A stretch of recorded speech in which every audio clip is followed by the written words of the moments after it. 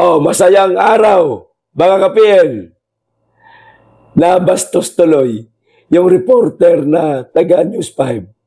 Dahil di umano sa sinasabi nito, mga kababayan, na mali-mali. Sinasabi niya sa report niya na ang nanggulo daw po sa Mindiola ay yung mga nagrally galing po sa Liwasang Bonifacio. Ito loy, hindi mapigilan ng isang mama na nanggaling po na nagrally sa Liwasang Bonifacio ang mag-interrupt sa kanyang live streaming, mga kababayan, habang nagbibigay siya ng kanyang report. At sinigundahan po ng mga kasama niya na sigaw, sinungaling. Yan ang naging kaganapan, mga kababayan, kahapon sa Mindiola habang nagbibigay nga ng report. Itong taga News 5. Ako, saksi mismo ako doon sa Mindiola, mga kababayan. Dahil nakausap ko po yung 5 kabataan. Yan. Wala na. Hindi na ako nakapag-live noon. Yung bang pauwi na ako, naglalakad na ako. Nakausap ko sila. Tinanong ko kung sila ba yung mga nanggulo o yung nakipagbatuhan sa mga pulis. Inamin naman nila. At inamin pa nga nung isa na merong tabon sa mukha, hindi ko makilala eh. Na sila, kasama daw siya doon sa nagsunog doon sa gulong ng container van. Kaya ako, sinisigundahan ko yung galit. Hindi ako galit nararamdaman ko pala yung galit nitong isang mama dito sa video panonoorin po natin na sinisigawan niya yung taga News 5. Dahil nga, nagsisungaling, di umano ito, nagsisungaling. Liar, ayan, ika nga, mga kababayan. Fake news, ayan. Hindi tamang pagbabalita, di umano. Ang sinasabi nitong taga News 5. O, ito na po yung video. Panoorin po natin, mga kababayan. Hindi nakakita pa rin tayo. Hindi nakakita pa rin tayo. Visa, hindi lang nila ito. Pero sa area ng right time, ito namin sila sa isip. Meron ka mga pwersa ng mga kabataan na release na nagpapahinga sa lugar. Pero meron nakita natin mga nag-ahali na sila ay nagpapahinga sa mga isip ko ay nag-ahanda ng buhay, ay kumakain at may nakastay pa rito at naghihintay. Hindi ka iniwasan at ang gulo! Ito ay abutin pa ng pamumunan. Ay! Channel 5! Hindi ka iniwasan at ang gulo! Tangkap mo yan! Sabi nga ni DILG Secretary John Remulla ay mananatili yung mga pulisan natin. Hindi! Wala ang tagaliwasan at ang gulo dito! Wala! Nagkagaling na sinunod niya! Bias sa lahat.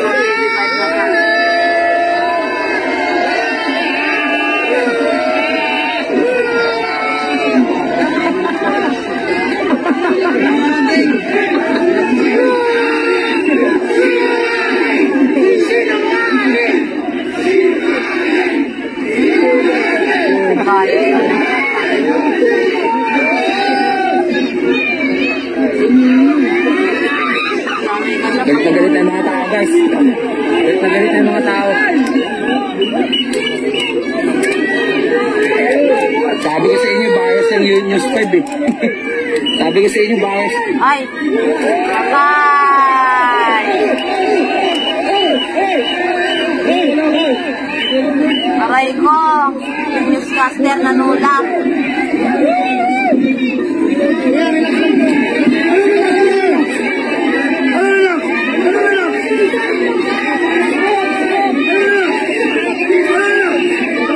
Patay ka! Bias ka ha!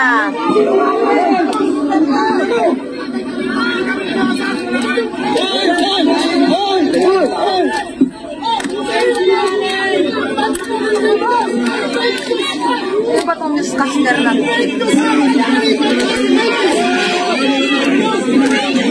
nagsunod pa ng mga inupak na puliso, mga bobo. Nagalit na yung mga tao, guys. Fake news daw kasi. Sabi ko sa inyo, bias ang TV5 eh.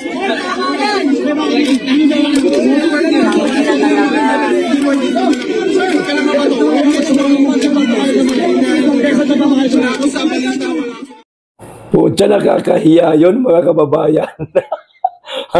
Naka-live streaming sila Habang nag-interrupt yung mamang galit na galit, ipinagtatanggol niya siyempre, mga kababayan, yung grupo nila na nanggaling sa Liwasang Bonifacio. Gusto lang pumunta siguro sa Benjola para masaksihan kung ano ang kaganapan. Pero kasama ang palad, di umano'y pinagbintangan pa ng taga News 5, mga kababayan. Minsan din talaga, no? Para lang merong ma-report kung ano-ano ang sasabihin itong ibang mainstream media, mga kababayan. Hindi ho nila alam ang tunay na nangyari. Buti pa talaga itong mga vlogger kung panoorin, mga kababayan, totoo. Ito, papatunayan ko po, kahapon, maraming nakantabay o nanood sa live streaming ko. Habang nagbabatuhan, nasa gitna pa nga ako marami naman siguro sa inyo nakapanood doon. Yung bato. Kaya natito na sa harapan ko, bumabagsak. Pero siyempre, tumabi tayo para hindi tayo matamaan. Oo, para mahirap na Nagko-cover lang tayo para makita natin ang katotohanan. Maipakita natin sa ating mga kababayan yung totoong nangyayari. Hindi yung gagawa tayo ng issue ng chismis. Kasi kung kagaya kami, mga kababayan, kami mga vlogger, sa mga ibang mainstream media, lilinawin ko, wala akong tinutukoy ha. Hindi ko sinasabing News 5. O iba na lang, ibang mainstream media. Kung kagaya kami, kaya rin namin gawin yon, no? Pwede ko naman sabihin yung halimbawa lang yung 5 bata na nakausap ko, isang babae yun, 4 na lalaki. Pwede ko naman sabihin na binayaran sila ng isang mataas na opisyal ng gobyerno na para manggulo. Ngayon pag magulo na, pwedeng magdeklara ng martial law. Pwede kong sabihin ng ganun, pero hindi ko sinasabi yun. Kasi kung ano yung totoong sinabi sa akin ng mga kabataan, yun lang rin ang sasabihin ko. Tinanong ko naman sila kung bakit sila galit na galit at nagwawala. Siyempre, nakikita din nila daw, mga kababayan, sa social media, ang reklamo ng ibang tao tungkol dito sa napakalalang korupsyon. Dahil nga naniniwala sila na nasa kabataan ang pag-asa ng bayan. Kaya sila nag-ingay na. At siguro, mga kababayan, impluwensya na rin ng ibang bansa na nangyari sa kanilang lugar, tulad ng Nepal, Indonesia, ganon. Para nga naman mabago ang gobyerno, mabago ang sistema, matigil ang korupsyon, paniniwala ng mga bata yan na kinakailangan gumamit ng dahas. Pero mali yun, mga kababayan. Yun nga, ang issue natin dito, yung pagsisinungaling, di umano, ng taga News 5, Sir, Madam, hindi po namin sinasabing sinungaling po kayo. Bago po sana kayo maglabas ng inyong mga report, pwede bang kumausap muna kayo, ng mga taong naghasik ng kaguluhan. Tulad ko, kinausap ko yung mga bata. Nalaman ko yung totoo. Nalaman kong hindi mga taga yung nagpunta sa liwasan, hindi sila. Bakit? Napakaraming tato. Kahit yung ganito may tato, mga nakabunit, yung kasama niya, mga walang tato, yung isa lang, ay may tato, yun yung nakita ko. Bakit nakita kong may tato kasi walang bonnet, walang takip yung muka. Yung iba mga nakatakip na. Kaya ako mismo, masasabi kong hindi yung galing sa Liwasang Bonifacio. At tama lang na magalit si Kuya, mga kababayan, at ipagtanggol niya yung grupo nila. Yun nga lang, nakakahiya sa News 5 kasi on air, napapanood po na buong Pilipinas, baka nga buong mundo pa. Baka buong mundo pa, mga kababayan. Ewan ko lang kung yung video na yun ngayon, na naka-ere yung reporter na yun. Baka deleted na, mga kababayan. Hindi ko lang alam ano. Sa susunod po, magsaliksik po kayo ha. Magtanong-tanong po kayo para hindi po nakakahiya. Ano po, lalo na, matagal na po kayong nabansagan na di umano'y nagpapalaganap kayo ng fake news.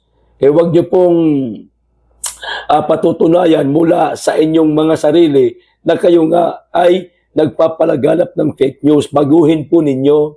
Mga sir, payo lang yan para tangkilikin pa po kayo ng ating mga kababayan. Tigit sa lahat, pagkatiwalaan po kayo.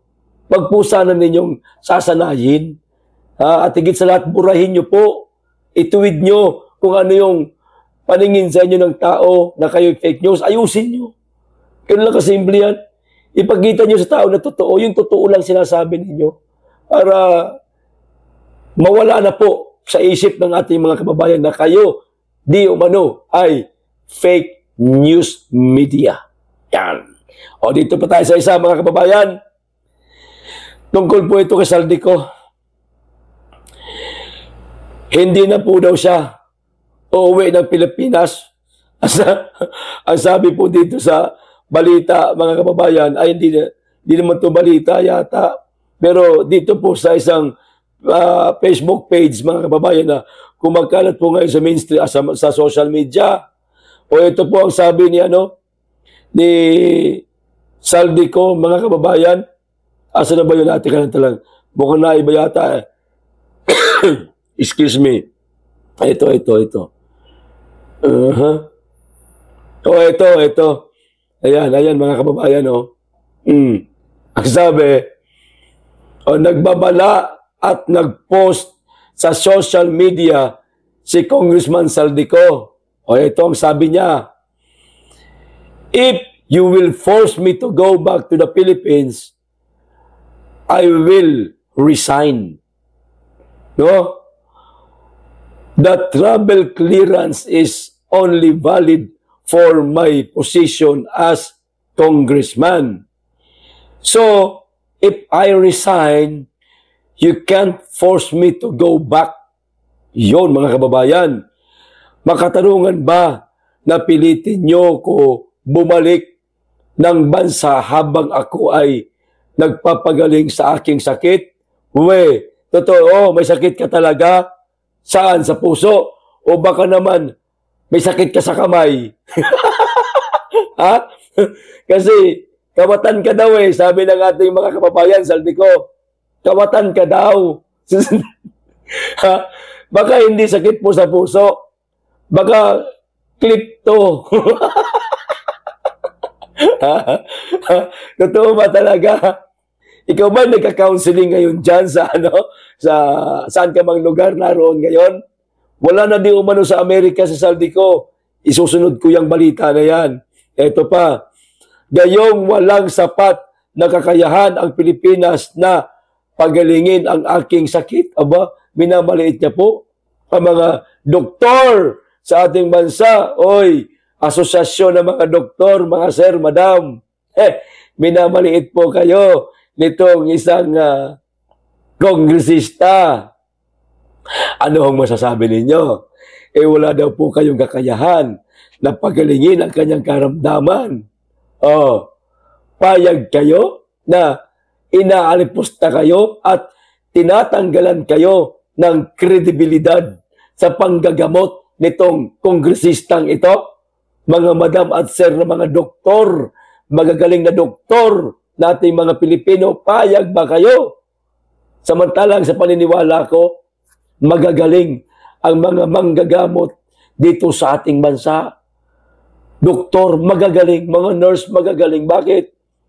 Ina-hire pa nga ng ibang bansa para maging doktor sa bansa nila, tulad na lamang sa Amerika, sa Saudi Arabia, at saan pa mang panig ng mundo. Kinukuha yung ating mga magagaling na doktor kasi nga magaling talaga. Tapos tong mama na to, minamaliit kayo. Hindi daw po ninyo siyang kayang pagalingin. Anong masasabi nyo, mga madam at sir? Inaalisan po kayo ng kredibilidad ditong mama na ito. Pagdating sa panggagamot, wala na akong magtitiwala sa inyo yan ng mga kababayan natin. Lalo na mga mayayaman. Wala na magtitiwala sa inyo. Tatakbo na lang sa ibang bansa kasi may pera. Magtitiwala sa inyo itong mga pobre na lang, katulad namin. Anong magiging hakbang dito ng mga doktor sa ating bansa sa sinasabi nitong congressman na hindi nyo daw siya kayang pagalingin? Magprotesta kayo. Pauwiin nyo to ng bansa. Eto pa. Huwag sana magmadali dahil uuwi ako at hindi ako tatakbo dahil malinis ang konsensya ko. Wow! I will resign if you force me, pero hindi ako babalik ng Pinas. Yan ang sabi ni Saldico. Yan, maliwanag mga kababayan. No? Kung pipilitin, di umano siya na mag-resign, okay, gagawin niya, magre-resign siya mga kababayan. Pero, hindi na siya babalik ng Pilipinas. Ay, siguro, sa pagkakaintindi ko lang dito, pag pinilit siyang mag-resign, magre-resign siya. Pero hindi na siya babalik ng Pilipinas. Kasi wala na siyang kapangyarihan. Pero, pag hindi siya pinilit na mag-resign, uuwi siya ng Pilipinas. Huwag na lang po ninyong, pag-resignin itong mama na ito, pauwi na lang ng Pilipinas. Ganon din naman kahit na kongresista siya, kung talagang mapatunayang nagkasala siya, pwede pa rin naman siya makasuhan at makulong. Dahil hindi umano'y limpak-limpak na salapi ang bit-bit itong mama na ito. At higit sa lahat mga kababayan, kung talagang totoo itong sinasabi niya na malinis ang konsensya niya, bakit bigla siyang nawala? Di ba? At hindi natin mahagilap kung nasan siya ngayon. Walang malinaw na impormasyon kung nasan siya ngayon. Alam niyo kung nasan siya? Ito po, mga kababayan, ibinunyag ni Tito J. Sonsa. Gaano kaya katotoo ito mga kababayan? Na ito ang sabi, Ayan. Attention! Kunwari, hinahanap siya ng gobyernong Pilipinas o ng House of Representatives. Wala na po si Elizalde o Saldico, Salcedo ko sa USA o Amerika. Wala na. Kararating lamang niya sa Paris, France. At kasalukuyang nagha-house hunting doon. Simula pa kanina. Ilang oras pa lamang po ang nakalipas ito mga kababayan? 4 na oras pa lamang kararating pa lang di umano ni Saldico sa Paris, France at naghahanap na ng bahay. Kanina sabi. So ibig sabihin, maaring merong 2 oras o 1 oras na nakalipas bago natanggap ni Tito J ang balitang ito. Kasi kanina nakalagay, 2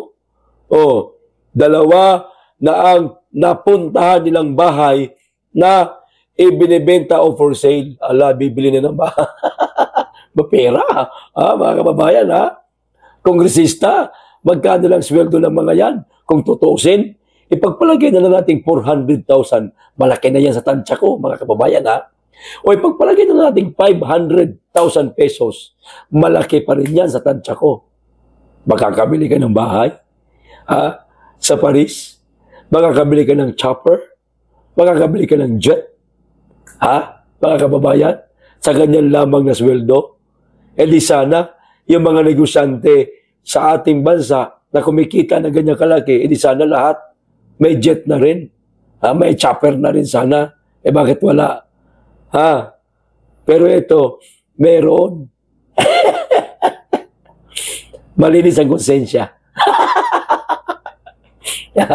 Sa madaling salita, hindi siya kawatan daw, sabi. Ito pa. Salamat sa mga Pinoy expats at mga kaanak ko na nasa Paris na nagtatrabaho at naninirahan sa France sa impormasyon. Yun ang nagbigay po ng impormasyon kay Tito Jason sa mga kababayan. Itong kanyang mga kamag-anak, mga friends din na rin nasa France.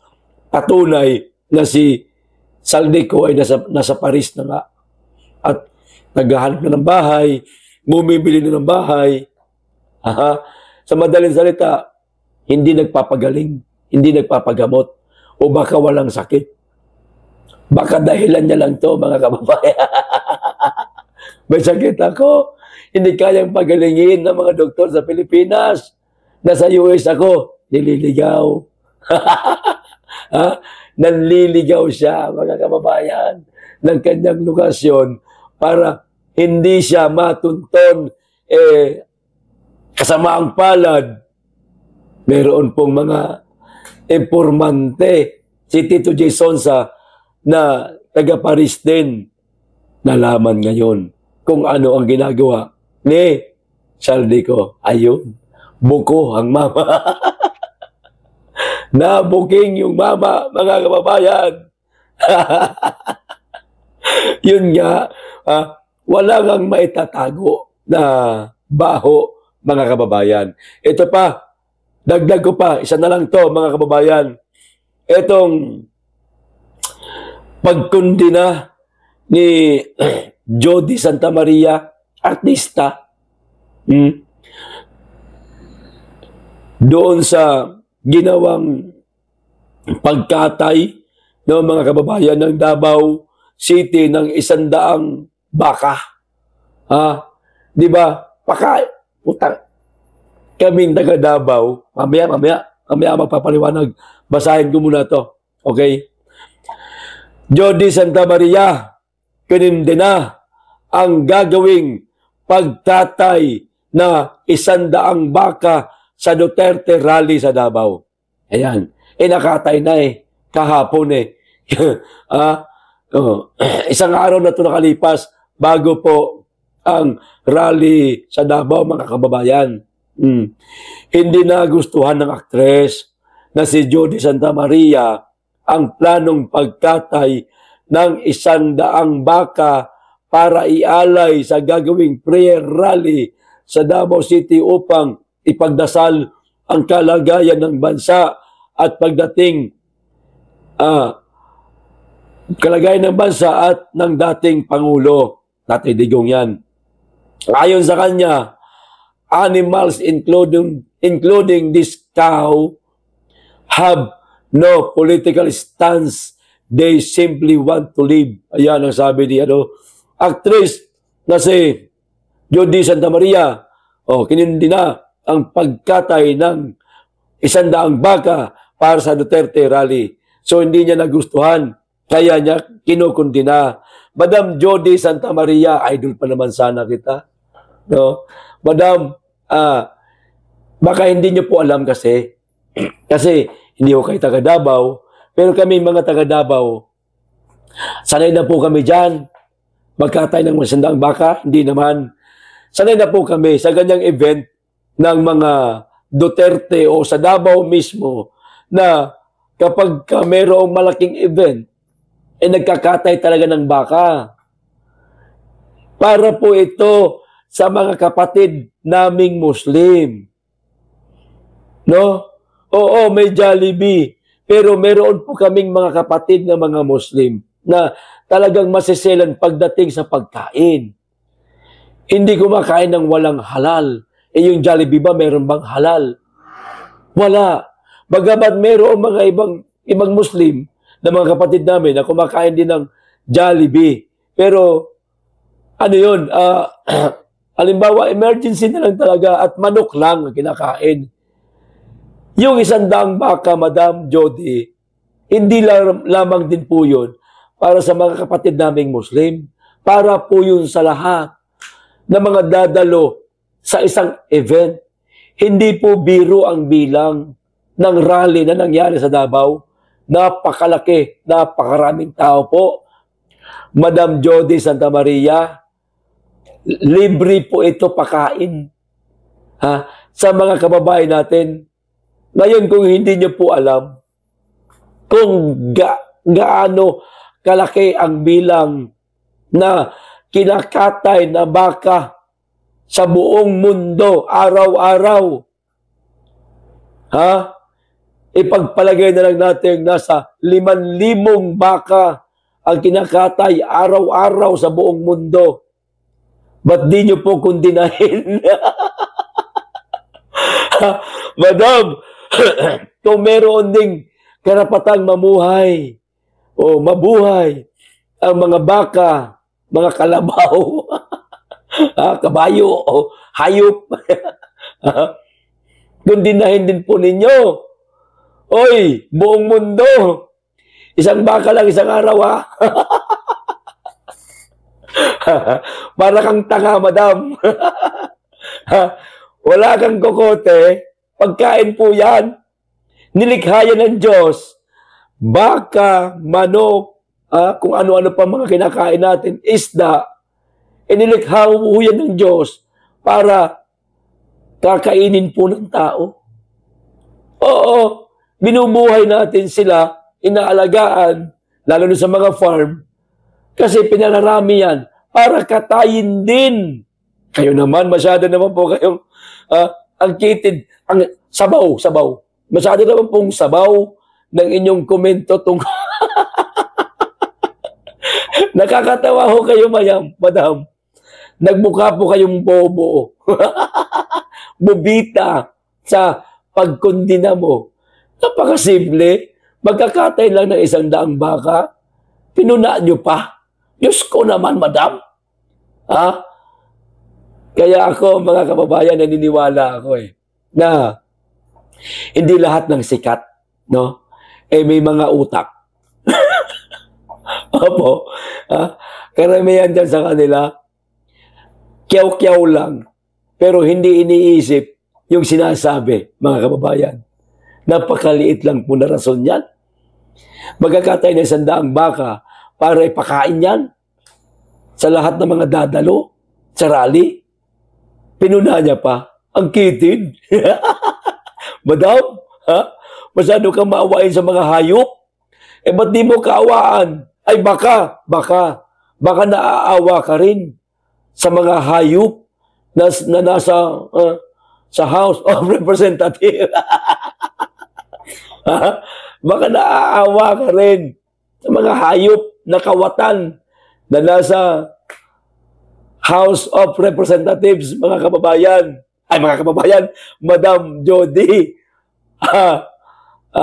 Kaya ka ba kinukundina mo ang 100 baka na kakatayin para sa rally ng mga Duterte? Isa ka rin ba sa mga anti-Duterte? Karapatan mo yan kung anti-Duterte ka. Pero kung kinatay naman ng baka para ipakain at hindi itapon lang, sunugin,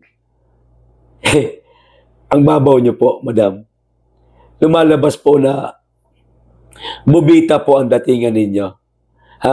Sanay po kayo sa isang salita na magsasalita ka, kunwari matalino, magaling, pero merong binabasa.